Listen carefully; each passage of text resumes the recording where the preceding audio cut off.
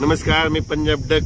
आज आहे 29 मे 2025 आणि मी आता आहे माझ्या गावाजवळ आणि आमच्या गावाजवळ बघा कसा पाऊस पडलेला आहे। म्हणजे जवळपास 250 मिलीमीटर पावसाची आतापर्यंत नोंद झाली। इतका पाऊस मध्ये पावसाळ्यात दरवर्षी पावसाळ्याचा अर्धा पडतो आणि या ठिकाणी पाहू शकता म्हणजे वापसा होणं तर शक्यच नाही। आणि या ठिकाणी आपल्या महाराष्ट्राच्या शेतकऱ्याला एक आनंदाची बातमी देणार आहे, कारण की इतका पाऊस पडायला मग हे बंद कधी होणार आहे। जर राज्यातल्या शेतकऱ्याला सांगू इच्छितो, आज आहे 29 मे 2025, आणखी 30 तारखेपर्यंत राज्यात भाग बदलत पाऊस पडणार आहे।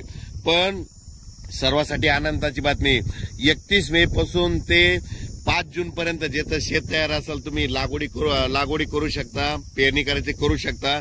त्याच्यानंतर राज्यामध्ये 7 तारखेपासून परत राज्यात पावसाला सुरुवात होणार आहे, म्हणून हे अंदाज लागायचा। 7 जूनला परत वाढणार आहे, 8ला त्याच्यापेक्षा वाढत जाईल, 9, 10, 11 असं वाढत जाणार आहे, म्हणून हे अंदाज लक्षात घ्यायचा।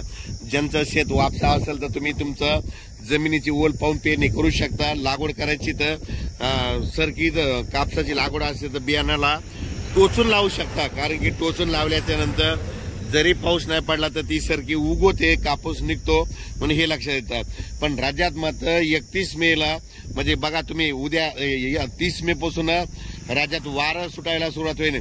असं जोराचं वारं वाईल, म्हणजे ते वारं जवळपास 5 तारखेपर्यंत 6 तारखेपर्यंत चालत आणि 7 तारखेला परत राज्यामध्ये ठिकठिकाणी भाग बदलत पावसाला सुरुवात होणार आहे, म्हणून हा अंदाज लक्षात येतो। सांगायचं झालं तर तो पाऊस पूर्व विदर्भ, पश्चिम विदर्भ, मराठवाडा, पश्चिम महाराष्ट्र या ठिकाणी जरा जास्त प्रमाणात आहे, म्हणून हे अंदाज लक्षात येतात। उत्तर महाराष्ट्रात देखील पाऊस राहणार आहे, म्हणून हे देखील लक्षात येतं। पण सांगायचं झालं तर म्हणजे 31 मे पासून ते कंप्लीट 6 जून पर्यंत हवामान कोरडं राहणार आहे, सूर्य दर्शन करणार आहे, म्हणून हे देखील सर्वांना लक्षात येतं। अचानक वातावरण बदल झाला तर लगेच उद्या एक मेसेज दिला जाईल, पण राज्यात मात्र 31 मे पासून ते 6 जून पर्यंत हवामान कोरडं राहणार आहे, म्हणून हा अंदाज लक्षात घ्यायचा। शेत दुरुस्त असेल तर तुम्ही तुमच्या जमिनीची ओल पहा, पेरणी होत असेल तर पेरा, म्हणजे मूग पेरायला जमतं, उडीद देखील पेरायला जमतं।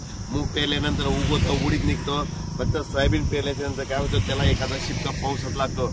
आणि कापूस लागवड करायची असली तर काय करा, असं टोचून बी लावा, टोचून बी लावल्याच्या नंतर पाऊस जरी नाही पडला तर ते कापूस निघतो, म्हणून हे लक्षात यायचं। अचानक वातावरण बदल झालं तर उद्या लगेच एक मेसेज दिला जाईल।